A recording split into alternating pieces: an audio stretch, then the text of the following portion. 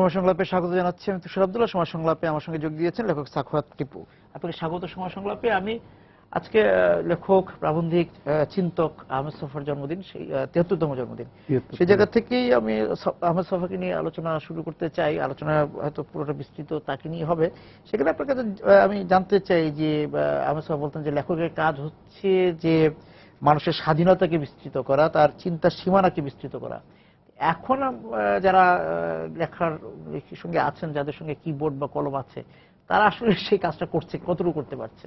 ওই অর্থে স্বাধীনতা শব্দটা আসলে কোথাও নাই। যেমন হচ্ছে রুশুর যে সোশ্যাল কন্ট্রাক্ট, ওইখানে বলেছে মানুষ জন্মগতভাবে স্বাধীন, কিন্তু জন্মের পর সে একটা চেইনের মধ্য দিয়ে চুক্তির মাধ্যমে চলবে, চুক্তি মোতাবেক চলতে হবে। তো সব ক্ষেত্রে ওইভাবে স্বাধীনতা জিনিসটাকে দেখলেই সবচাইতে ভালো। যখন একটা সমাজে কোনো মানুষ আসে, তখন হচ্ছে একটা শিশু বড় হওয়া থেকে যেমন তার মা বাবাকে সে দায়িত্বটা নিতে হয়, বড় হলে সে অন্যান্য রাষ্ট্রীয় বিভিন্ন কার্যক্রমের মধ্য দিয়ে তাকে ঢুকতে হয়, একটা সমাজের মধ্যে দিয়ে ঢুকতে হয়, ওইভাবে সে স্বাধীনতাকে ভোগ করে। লেখক যখন লেখে, সে তো রাষ্ট্র মেনে লেখে না। প্রথম কথা হচ্ছে সে চিন্তাটা করে, সে প্রকাশটা করে। এই প্রকাশের ভঙ্গিটা বা প্রকাশের চিন্তা, তার ভাবগত জায়গাটা কতদূর যাবে, সেটা লেখকের চিন্তার উপরে নির্ভর করে। যখন লেখক তার সীমানা অতিক্রম করে, হয়তো আমরা বলতে পারি রাষ্ট্রীয়ভাবে ওই লেখককে কখনো কখনো দমন করলো, এই লেখা একটা পর্যায়ে কি হয়, সমাজের মধ্যে প্রকাশিত হয় এবং সমাজে গ্রাহ্য হয়। সমাজ গ্রহণ করতে বাধ্য হয়। লেখকরা যেহেতু অনেক সূক্ষ্ম জিনিস, অনেক যে জিনিসটা একজন সাধারণ মানুষের চোখে ধরা পড়ে না, কিন্তু একজন লেখকের খুব সহজেই ধরা পড়ে। ফলে সে বুঝতে পারে শুধু আউটসাইড না, ইনসাইড বা বিসাইড বা অন্যান্য ডান বাম সবকিছু চারিদিকের জায়গাটা সে বুঝতে পারে। যার ফলে সে তার প্রকাশের ভঙ্গিটা এমন একটা জায়গায় যায় যেটা হচ্ছে যে ধরুন এটা আইন কাঠামোর মধ্যে থাকে না, সে কিন্তু সমাজকে দেখায় যে এখানে তোমার দুর্বলতা, এখানেই গলদ, এখানে তোমার সমস্যা। এই সমস্যাটা সে প্রশ্ন আকারে হাজির করে। ভুল পথে যাচ্ছ, প্রশ্ন আকারে হাজির করে। ভুল পথ না বলে আমরা বলি যে এটা প্রশ্ন আকারে হাজির হয়। হ্যাঁ, প্রশ্নের উত্তরটা কি, সেও একটা রাস্তাটা, পথটা দেখায় আর কি, একটা ব্যবস্থাপত্র থাকে, ব্যবস্থাপত্র থাকে। এবং সেই জায়গা থেকে ছফা ভাই নিজেও বলেছিলেন যে আমাদের যারা বুদ্ধিবৃত্তিক শ্রেণী যারা আছেন, যাদেরকে সুশীল বুদ্ধিবৃত্তিক চর্চা করেন, বুদ্ধিজীবী বহু কিছু বলা হয় তাদেরকে, তারা বাংলাদেশে ঠিক কাজটি কখনো করেনি, করছেন না। এটা ছফা ভাইয়ের এক বক্তব্য ছিল। এটা হচ্ছে যে বাংলাদেশটা যখন স্বাধীন হলো, স্বাধীন হওয়ার পরে সবাই বুদ্ধিবৃত্তির নতুন বিন্যাসটা লেখে ১৯৭২ সালে। এখন একটা দেশ স্বাধীন হওয়ার পরে একটা রাষ্ট্র অগোছালো ছিল। এই রাষ্ট্র গোছানো কিন্তু একটা মানে যারা মুক্তিযুদ্ধ করেছে আপামর জনসাধারণ, হ্যাঁ, টপ টু বটম, মানে এই জনসাধারণ দেশটাকে যেভাবে গড়ার কথা ওইভাবে গড়াটা উনি স্বপ্ন হিসেবে দেখতে চেয়েছিল। যার ফলে উনি খানিকটা হতাশ হয়েছেন। মানে ওনার যে চিন্তা, দেশকে দেখা, মানুষকে দেখা, সমাজকে দেখা, রাষ্ট্রকে দেখা এবং মানুষের মুক্তি দেখা, ওই জায়গা থেকে সবাই এই জিনিসটা লিখেছিল। আপনাদের মনে হয় যে সবাই ৭২-এ লিখেছেন, তখন আপনি বললেন যে সেই উনি মুক্তিযুদ্ধ থেকে ফিরলেন, দেশে ফিরলেন, ফিরে এসে দেখে হতাশ হতেই পারেন, কিন্তু পরবর্তী সময় এখন সবাই আমাদের সঙ্গে নেই, তারপর আপনার কাছে মনে হচ্ছে যে ওনার হতাশার জায়গাটা থেকে বাংলাদেশের বুদ্ধিবৃত্তিক শ্রেণী বেরিয়ে এসছেন, তারা সমাজের কাজ করছে, সমাজের সংকটে তারা কথা বলছে, বাংলাদেশ যখন এক ধরনের ঘোলাটে অবস্থা থাকে সেই সময় তারা কথা বলছেন, নাকি তারা তাদের মতো করে কথা বলছেন, তাদের স্বার্থের দিকে তাকিয়ে যে কিভাবে তাদের যে প্রাপ্তি যোগ হবে সেভাবে কথা বলছেন? এখানে মূল প্রশ্নটা হচ্ছে, একটা হচ্ছে জাতীয় মুক্তি কথাটা বললে সবচাইতে অ্যাপ্রোপ্রিয়েট হয়। একটা রাষ্ট্র যখন তার বিকশিত রূপগুলা গঠন হতে থাকে, একটা সংবিধান ধরেন, একটা রাষ্ট্রীয় কাঠামো, তার আইন কাঠামো, এটা তো একদিনে হবে না, ধীরে ধীরে। একটা রাষ্ট্র যখন মুক্তিযুদ্ধ হয়, দেশের যে ধ্বংসযজ্ঞ হয়, এটা একটা রিফর্ম করা বা করা, ওই জায়গাগুলোতে হয়তো দীর্ঘ সময়ের ব্যাপার ছিল। এখন আগোছালো একটা রাষ্ট্র যখন গোছানো হয়, এটার যে স্বপ্ন দেখা বা উনি যেভাবে মানুষকে একটা আইডিয়াল ফর্মে দেখেছিল, যেমন প্লেটো রিপাবলিকের একটা কথা আছে, যেমন উনি আইডিয়াল মানুষ বলতে তাকেই বুঝতো যেখানে হচ্ছে পুরুষ এবং নারী সম অধিকার থাকবে। সবাই ওইভাবেই ভাবতো। সবার ভাবনাটা ছিল খানিকটা সাম্যতার দিকে আর কি। ফলে যেহেতু এই জায়গাটা হয় নাই, হ্যাঁ, ফলে সবার একটা ক্ষোভ ছিল। ওই ক্ষোভের জায়গাটা লেখক হিসেবে উনি সংক্ষুব্ধ হতে পারেন, বা ওনার দেখার জায়গাটা হয়তো ওইভাবে সমাজ বিকশিত হইতে তো একটা দীর্ঘ সময় নেয়, সময়ের হ্যাঁ। ব্যাপার। এখন ধরেন আজকে সময়ে এসে ধরেন এত বছর পর, যে আজকে কত 2015 মুক্তিযুদ্ধ হয়েছে, 43 বছর। হ্যাঁ, প্রায় 43 বছর। এখন এই দেশের অ্যাচিভমেন্টটা কি? এই দেশটা আস্তে আস্তে কিন্তু গড়তেছে। আমি বলতেছি এটা সম্ভাবনা। এই সম্ভাবনাটা কখন হবে? মানুষ তো সংকটের মধ্য দিয়ে যায়। সংকট না থাকলে সে মানুষ না। যে মানুষের সংকট নাই, সে কখনো মানুষ হতে পারে না। ফলে সে সংকটটাকে উত্তরণ করার জন্যই মানুষ হিসেবে সমাজে বিরাজ করে, বা এই সংকট থেকে মুক্তি পাওয়ার জন্য সে মানুষ হিসেবে সমাজের নানা ধরনের কর্মতৎপরতা, রাজনীতি সেটা মানুষ করে, কিন্তু হ্যাঁ, কিন্তু ওই যে মানুষকে, ওই যে আপনি শুরুতে বলছিলেন যে মানুষের চোখ আর লেখকও মানুষ, কিন্তু লেখক আলাদা, ওই মানুষদের মধ্যে, ওই প্রাণীদের মধ্যে আলাদা সত্তা নিয়ে থাকে, সে 10 দিক দেখতে পারেন। না, আমি বলতেছি মুক্তিটা তখনই ঘটবে। হ্যাঁ, না, সে একজন ভিতর বাইরে দেখতে পারেন, ব্যক্তি কিন্তু মানুষ দিয়ে আমাদের মুক্তি। লেখকরা কি আসলে খুব সক্রিয় এই সমাজ নিয়ে, সমাজ বিষয় তুলে নেওয়ার ক্ষেত্রে নাকি একটা জনপ্রিয় ধারার মধ্যে চলছেন? না, এরশাদ আমল পর্যন্ত একটা সক্রিয় অংশগ্রহণ ছিল আপনার, মানে 90 পর্যন্ত, হ্যাঁ, 90 পর্যন্ত। এটা হচ্ছে যে তখন আচ্ছা, এই লেখকদের সক্রিয় এবং নিষ্ক্রিয় থাকা নিয়ে, বা তাদের মরুভূমির বুকে নিষ্ক্রিয়তা থাকা আসে নিয়ে কখন? বলেছিলেন আমাদের সাহিত্যিক রশিদ করিম সাহেবের লেখা নিয়ে বলেছিলেন যে শিলাখণ্ডের মতো কঠিন। ও, ওনার উপন্যাসটা প্রকাশিত হওয়ার পর, বিচিত্রে, সম্ভবত বিচিত্রে, আমি যতদূর জানি, বিচিত্রে প্রকাশিত হওয়ার পর এটা বই আকারে হয়নি। তার আগে কিন্তু রশিদ করিম এই প্রবন্ধটি লিখেছিলেন। এবং রশিদ করিম, মানে এটা কিন্তু একটা ভালো দিক, একটা সময় ছিল যে একজন কারো ভালো লেখা পড়লে এটা নোটিস করা, সমাজকে জানানো। রশিদ করিম ওই অর্থে মানে ফাইন্ড আউট করেছে যে আহমদ ছফার মতো একজন দূরদৃষ্টি সম্পন্ন লেখক, হ্যাঁ, লেখক, যার মধ্যে সাহিত্য গুণ আছে, সাহিত্য রস আছে, বিশ্লেষণী ক্ষমতা আছে, সব মিলিয়ে টোটাল একজন সাহিত্যিক যে অবয়ব, ওই কি বলা যায়, তার ইয়ের মধ্যে, অন্তরের মধ্যে ওই জিনিসটা ছিল, তার প্রকাশিত উপন্যাসের মধ্যে ওই জিনিসটা ছিল।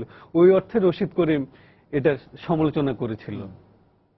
এবং সেই ক্ষেত্রে আপনি তো ওনার অন্যান্য যে গাভী বৃত্তান্ত, তারপর হচ্ছে ওঙ্কার সহ আরো যে উপন্যাসগুলো আছে, সেগুলো নিয়ে যদি একটু কথা বলেন। আচ্ছা, ওনার হচ্ছে গাভী বৃত্তান্ত হচ্ছে বিশ্ববিদ্যালয়ের ভিসির যে নির্বাচন, ওইটার যে রাজনীতি, ওই জিনিসটা নিয়ে করেছিল। এটা পড়ার পর আমার ভিতরে বাংলাদেশের যে শিক্ষা ব্যবস্থা, এটার প্রতি একটা অনীহা আসে। তখন আমি লেখাপড়াও ছেড়ে দেই। এটা এমন, মানে গাভী বৃত্তান্ত পড়ে? হ্যাঁ, ওই অর্থে উনি বিশ্ববিদ্যালয় তো একটা সমাজের, এটা হচ্ছে আইডিয়াল ফর্ম, যে একটা সমাজের যে বিকাশমান শ্রেণী, যে শিক্ষিত শ্রেণী, বুদ্ধিভিত্তিক শ্রেণী, এই ইউনিভার্সিটি থেকে বেরোবে। এই ইউনিভার্সিটি থেকে টোটাল সমাজটাকে বিকাশ করার মতো একটা রাষ্ট্র চালানোর জন্য এই শ্রেণীগুলো এখান থেকে আসবে শাসন করার জন্য। এখন ওই শ্রেণীটার যখন রাজনৈতিক অবস্থা এরকম, শিক্ষক রাজনীতি, তখন হচ্ছে যে ওই শ্রেণী নিয়ে উনি অনেক ফ্যান্টাসি করেছেন, উনি অনেক উইট করেছেন ওই উপন্যাসের মধ্যে, অনেক ধরনের র্যাটরিকও আছে ওইটা।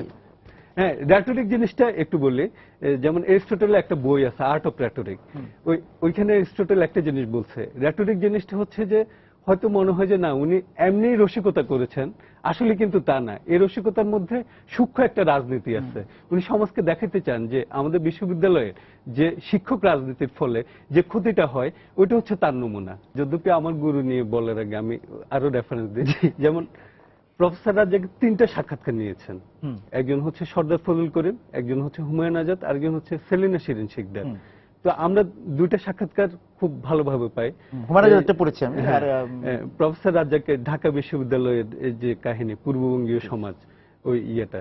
এখন সবাই হচ্ছে যে এটা হচ্ছে দীর্ঘ সময় মেশার যে ওনার যে সম্পর্ক, প্রফেসর রাজ্জাক সম্পর্কে, উনি যা শিখেছেন, যা পড়েছেন, মানে রাজ্জাক দ্বারা খুব বেশি প্রভাবিত ছিল। মানে এই প্রভাবটা খানিকটা হ্যারল্ড লাস্কি থেকে এসেছে।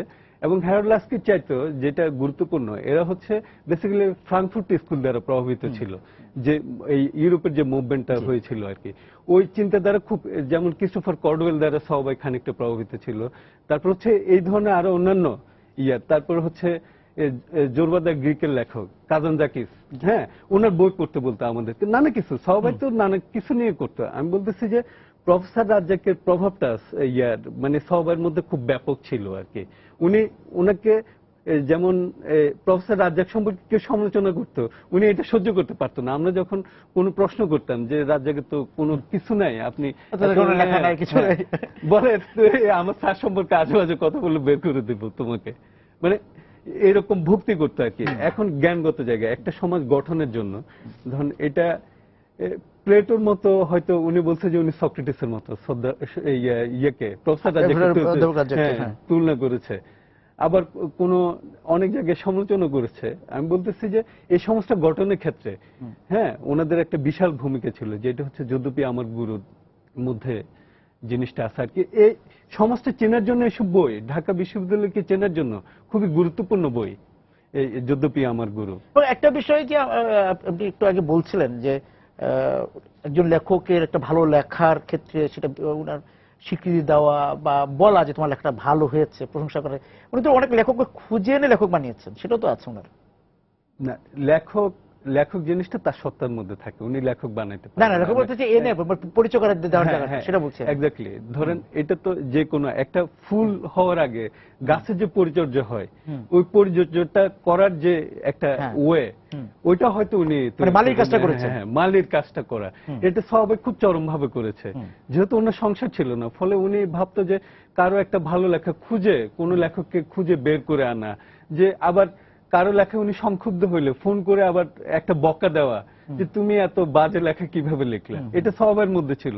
আমি দেখেছি সবাই অনেক বিখ্যাত অধ্যাপকদের মানে ভালো লেখার প্রশংসা করছে, একই সঙ্গে দেখা গেল যে ব্যক্তিগতভাবে ওনাদের যে পলিটিক্যাল কি দুদুল্যমানতা, রাজনৈতিক দুদুল্যমানতার জন্য একই সঙ্গে সমালোচনা করেছেন, এবং এগুলো উনি লিখেছেন নানা সময় মারা যাওয়ার আগে। হ্যাঁ, তো ওনার মারা যাওয়ার আগে ওনার একটা ইন্টারেস্টিং একটা গদ্য ছিল, কলাম ছিল, এটা আজকের কাগজে ছাপা হয়েছিল, লেখক শিল্পী সাহিত্যিকদের এক জায়গায় দাঁড়াতে হবে। সবার একটা আহ্বান ছিল। উনি সবসময় ভাবতো যে লেখকরা এই সমাজটাকে গঠন করবে নানাভাবে। এখন সে তো আর সরাসরি রাজনীতি নাও করতে পারে, রাজনীতি করারও দরকার নাই। তার লেখাটাই সে যদি ওই বস্তুগত দিক, ভাবগত দিক, নন্দনতাত্ত্বিক দিক, এই জিনিসগুলোকে সে ফুটে তুলতে পারে, তাহলে সবচাইতে ওই লেখক সফল হয়, ওই লেখক আস্তে আস্তে সমাজে গ্রাহ্য হয়। ওই জিনিসটাই চাইতো সবাই লেখকদের ক্ষেত্রে, যে তরুণ লেখকদের উনি খুব পছন্দ করতো।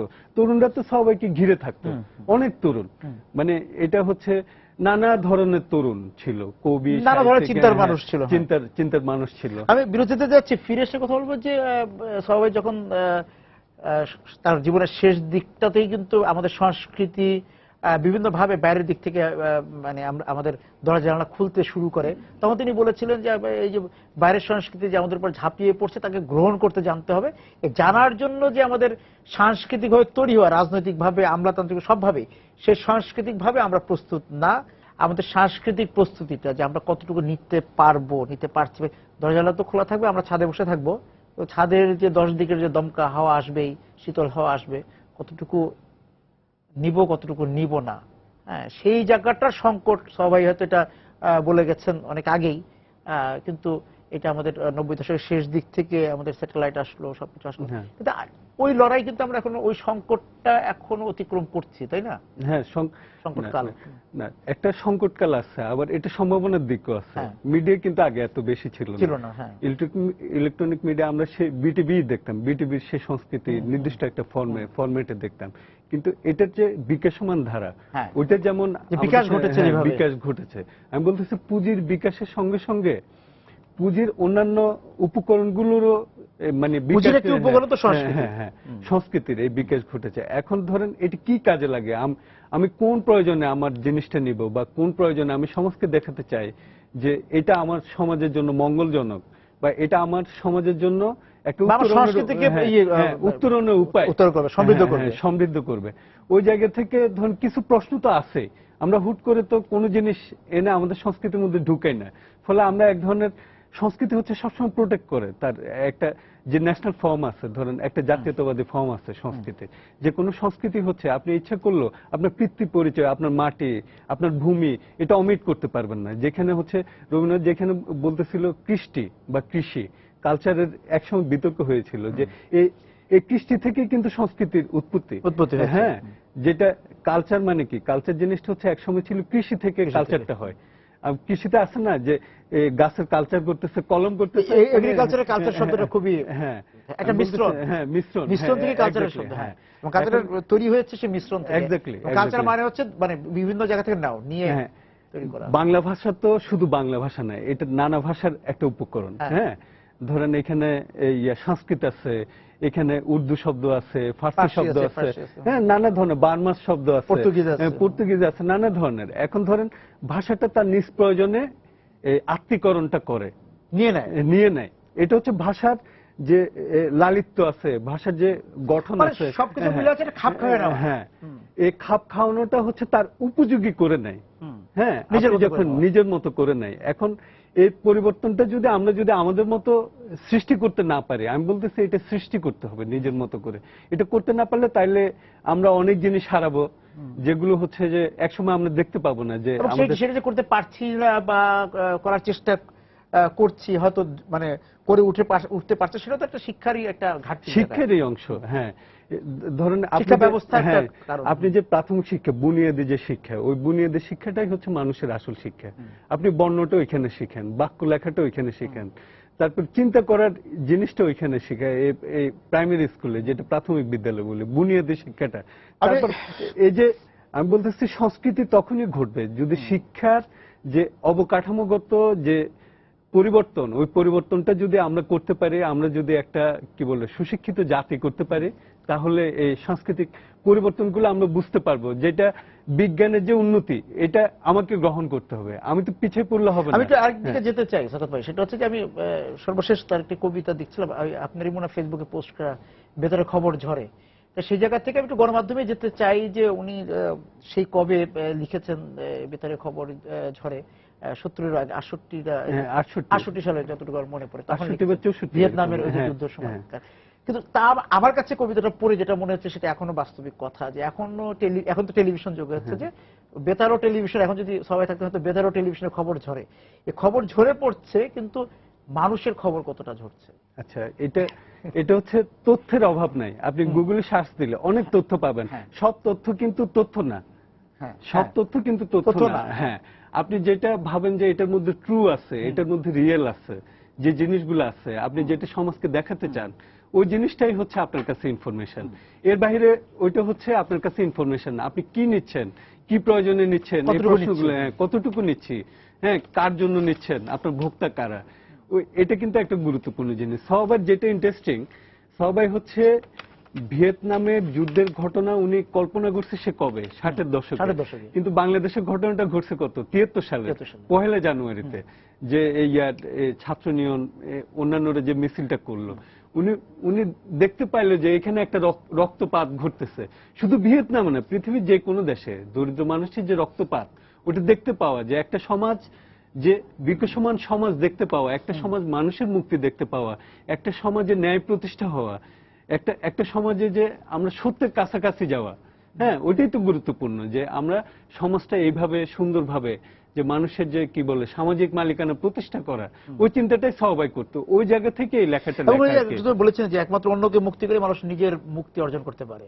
এক্স্যাক্টলি, মানে যখন অপরের মুক্তি ঘটবে, মুক্তি তো মানুষ একা একা ঘটালে হবে না। আমি ব্যক্তিগত, হ্যাঁ আমার পরিবার খেলো না তাইলে কিন্তু হবে না। আবার আমার পরিবার খেলো, আমি দেখলাম যে সবাই খেতে পাচ্ছে না, তখন হচ্ছে যে তাইলে মুক্তিটা হলো না। মানুষের মুক্তিটা ঘটবে তখনই যখন হচ্ছে মানুষের এই সম অধিকারটা প্রতিষ্ঠা হবে। হ্যাঁ, মানুষের আকাঙ্ক্ষা, মানুষের স্বপ্ন, যে স্বপ্নটা হচ্ছে একটা সমাজে বিস্তৃত থাকবে, ওই সমাজে কি বলে মানুষ একদম সামাজিক মালিকানার মধ্য দিয়ে এই সমাজটা দেখতে পাবে। যে আমি রাষ্ট্রের বাইরে তো একটা সমাজ আছে, আমরা সমাজ হিসেবে কল্পনা করলে যদি দেখি, তাহলে হয়তো সবের সেই আদর্শটা আমরা দেখতে পাবো। হ্যাঁ, মানুষের যে এখনো আমরা যতটুকু মনে করি, মানুষ এখনো একার মুক্তি চান, এককভাবে হয়তো মুক্তির নির্বাণ চান, কিন্তু যতদিন পর্যন্ত মানুষ সম্মিলিত ভাবে সবাইকে মিলে মুক্তি না চাবে, ততদিন পর্যন্ত এই স্বভাবের কথাই আমাদেরকে স্মরণ করতে হবে। আজকে আপনাকে ধন্যবাদ। আজকে আহমেদ সফার জন্মদিনে আমাদেরকে আপনি সময় দিয়েছেন, সময় টেলিভিশনের সঙ্গে যোগ দিয়েছেন বলে আপনাকে ধন্যবাদ। দর্শক যারা ছিলেন আজকে সময় টেলিভিশনের সময় সংলাপের সঙ্গে, আপনাদেরকে ধন্যবাদ জানিয়ে শেষ করছি আজকে সময় সংলাপ। দেখা হবে আগামী দিন। সবাই সুন্দর থাকুন।